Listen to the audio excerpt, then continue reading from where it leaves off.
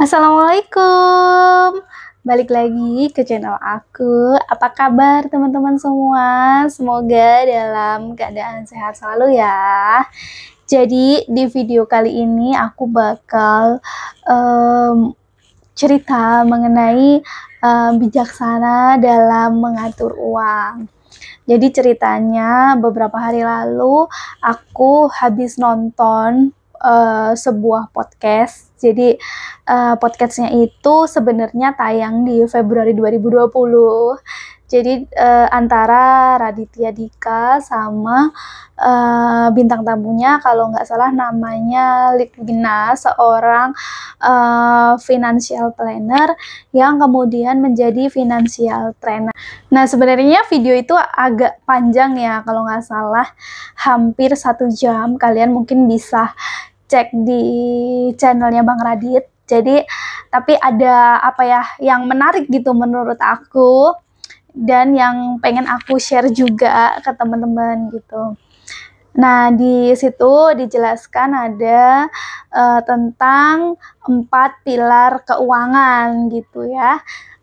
Dan itu bermanfaat banget untuk kita yang sedang belajar mengatur keuangan ini. Tanpa lama-lama, langsung aja kita masuk ke 4 pilar keuangan.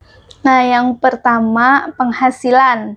Maksudnya gimana? Jadi penghasilan itu teman-teman harus tahu dari mana sumber pendapatan kita. Apakah kita seorang karyawan gitu, misalnya kayak aku, atau teman-teman misalnya bekerja freelance atau memiliki pekerjaan bebas. Pekerjaan bebas tuh bisa macam-macam ya, bisa apa aja. Kalau contoh-contoh freelance atau apapun itu teman-teman juga bisa cek di bawah aku ya, apa aja freelance yang pernah aku jalanin. Terus juga misalnya jika teman-teman adalah IRT gitu ya, itu penghasilan misalnya dari suami, selain misalnya kalian nyambi ya, kayak gitu ya. Terus juga mungkin lebih ke kayak gitu ya, kalau pelajar kan emang dari orang tua gitu. Tapi yang jelas harus tahu dari mana si uang itu berasal. Karena apa?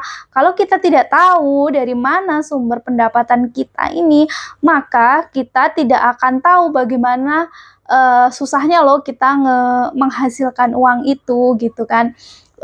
Terus tidak tahu gimana sih mengelola biar uang yang kita hasilkan dengan susah payah itu bisa dimanfaatkan dengan sebaik-baiknya.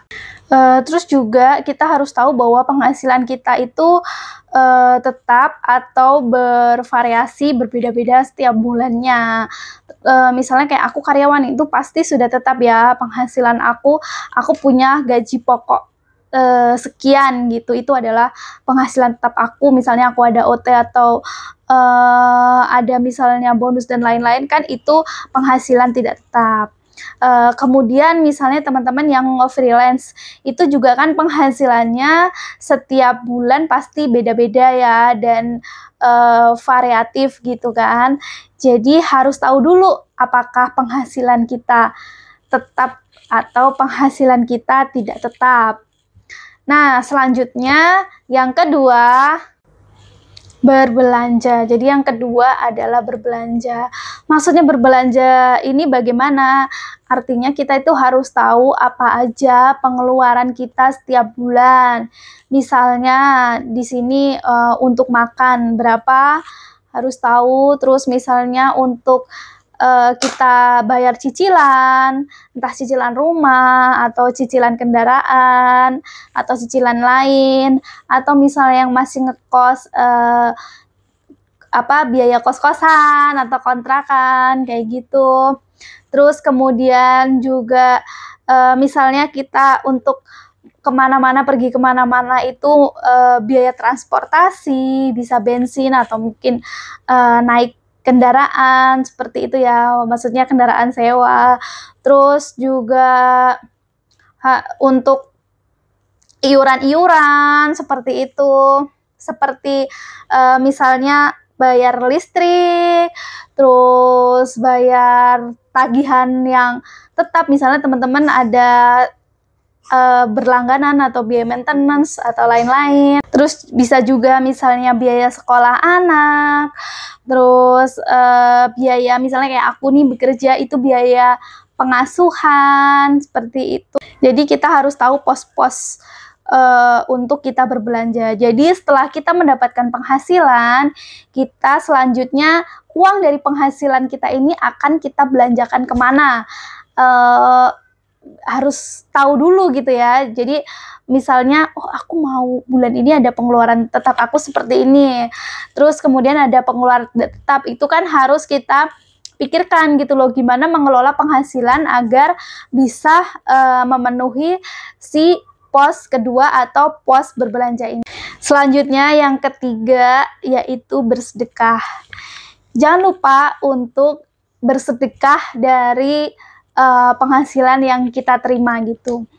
Kalau untuk aku yang muslim ya, aku selalu maksudnya tuh kayak dari dulu tuh diajarkan bahwa apa yang kita sedekahkan entah kemanapun itu insya Allah pasti akan balik lagi ke kita gitu. Jadi dengan begitu juga jiwa kita pasti akan tentram, dan itu memang sebenarnya ya aku rasain juga ada gitu. Maksudnya pasti ketika kita bersedekah itu selain insya Allah mengharap semuanya itu keridhaan Allah gitu ya, tapi kita juga dalam kedepannya pasti jiwanya lebih tenang kayak gitu. Terus ketika kita kesulitan yang selama ini aku alami itu pasti ada aja gitu ya yang entah dari mana, entah misalnya nikmat sehat kayak gitu sih. Kalau pos yang ketiga ini aku nggak bahas banyak-banyak, yang jelas dari penghasilan kemudian berbelanja kalian tadi,